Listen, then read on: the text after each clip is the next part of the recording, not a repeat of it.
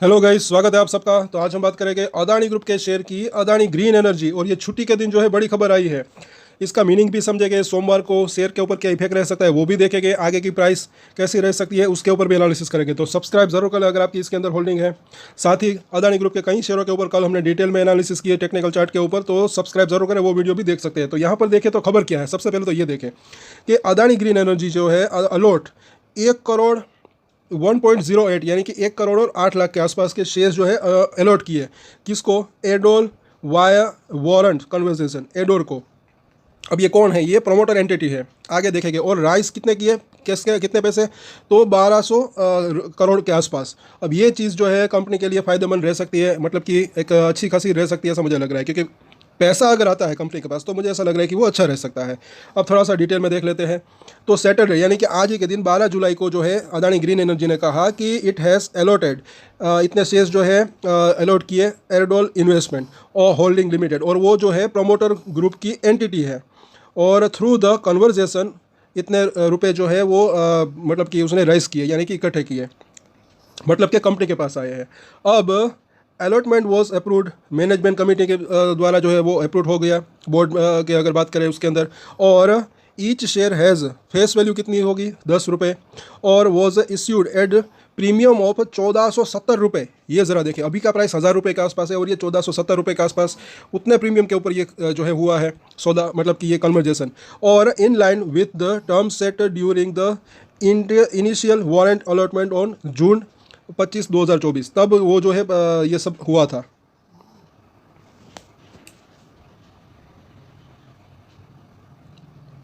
और उस टाइम ये जो है प्रमोटर एंटिटी एयरडोर ने जो है कितने सब्सक्राइब किए थे शेयर? टोटल इतने 6 करोड़ से भी ज़्यादा कन्वर्टेबल वारंट बाय पेइंग। तब जो है 25%, ये जो 1470 रुपये के आसपास का वो जो है उसका 25% जो है तब पे किया था, बाकी का 75% अब पे किया है। यानी कि ये 1 करोड़ और 8 लाख के शेयर के आसपास का जो शेयर है। और आगे भी वो थोड़े से शेयर और बाकी है, वारंट अगर बात करें वो भी अभी शेयर में कन्वर्ट हो सकते हैं। अब अगर देखें, आपको अगर हमारे अगर रेगुलर व्यूज़ हो गए तो आपको पता होगा, मैंने कहा था कि जब ईपीएस की हमने बात की थी कि कंपनी का जो नेट प्रॉफिट बढ़ा था, लेकिन ईपीएस जो है वो थोड़ा सा या जहाँ तक मुझे याद है सेम रहा था या तो थोड़ा सा घटा था।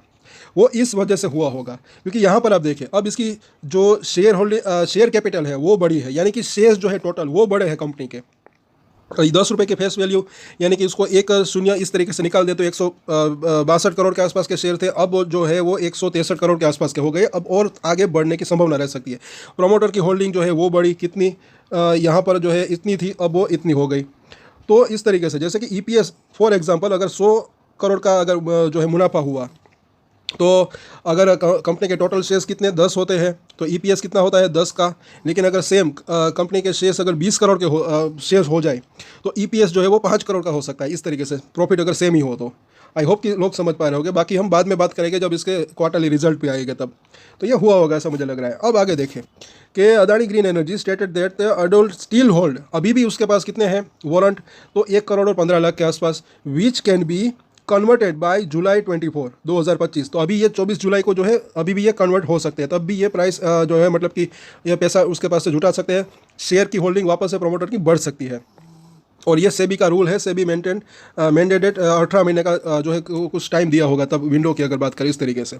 और ये जो नए शेयर है वो उसके पास ये जो है अगर फ्यूचर में कंपनी डिविडेंड देती है या फिर वोटिंग पावर जो है वो सबका उसका हकदार हो गए ये लोग।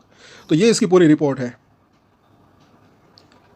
सो ओवरऑल अगर बात करें तो ये इसकी पूरी रिपोर्ट है। तो यहाँ पर अगर देखा तो ऐसा लग रहा है कि देखिए, ये मुझे ऐसा लग रहा है कि अगर फंडामेंटली बात करें तो कंपनी के लिए मुझे ऐसा लग रहा है कि अच्छा रह सकता है।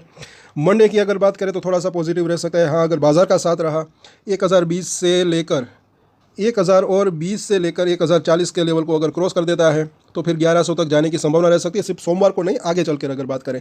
लेकिन अगर यहाँ पर अभी भी ये हर्डल लेता है तो थोड़ा सा जो है मुझे ऐसा लग रहा है कि अभी भी थोड़ा सा कंसोलिडेशन रह सकता है। नीचे में सपोर्ट की बात करें तो 900 जो है 80 से लेकर 940 का जो जोन है एक अच्छा सपोर्ट एरिया इसका हो सकता है। अब यहाँ पर देखें क्वार्टरली रिजल्ट जो है Q1 के वो जल्दी आ सकते हैं, अगर वो उम्मीद से बेहतर रहे तो और भी तेज़ी की संभावना रह सकती है। फिर एक ऊपर की एक ये 1100 को पार कर दे, फिर मुझे ऐसा लग रहा है कि 1200 1250 तक जाने की संभावना रह सकती है। साथ साथ प्रोमोटर की होल्डिंग बड़ी है, तो ये भी एक अच्छा साइन रह सकता है, आगे और बढ़ सकती है। जैसे कि यहाँ पर बात करें तो 24 जुलाई की अगर बात करें, क्योंकि प्रोमोटर ऐसा लग रहा है कि भरोसा जो है कंपनी के ऊपर है और पैसे खास करके ये कंपनी के पास आए हैं, तो ये मुझे ऐसा लग रहा है कि अच्छा ही रह सकता है। और जैसे जैसे मुझे ऐसा लग रहा है कि इसकी कैपेसिटी इंक्रीज होती है तो इसका रेवेन्यू बढ़ सकता है, प्रॉफिट बढ़ सकता है, फिर शेयर के अंदर भी तेज़ी की संभावना रह सकती है। सो आज के वीडियो में इतना ही, और कल इसके ऊपर हमने डिटेल में चर्चा ऑलरेडी की है, चार्ट के ऊपर, टेक्निकल चार्ट के ऊपर एनालिसिस की, फंडामेंटल नहीं बल्कि F&O के ऊपर, तो वो वीडियो भी चाहे तो देख सकते हैं। सो आज के वीडियो में इतना ही। और एक स्टैंडर्ड डिस्क्लेमर जो कि मैं हमेशा देता हूँ, आप कोई भी ट्रेड ले उससे पहले अपनी रिसर्च करें, अपने फाइनेंशियल एडवाइजर की सलाह ले, उसके बाद ही कोई डिसीजन ले, और डिसीजन ले तो उसकी जिम्मेदारी मैच्योरिटी के साथ खुद ही ले। ये वीडियो में एजुकेशन पर्पस के लिए बनाई, मेरी तरफ से कोई भी बाय या सेल की रिकमेंडेशन नहीं है। Thank you.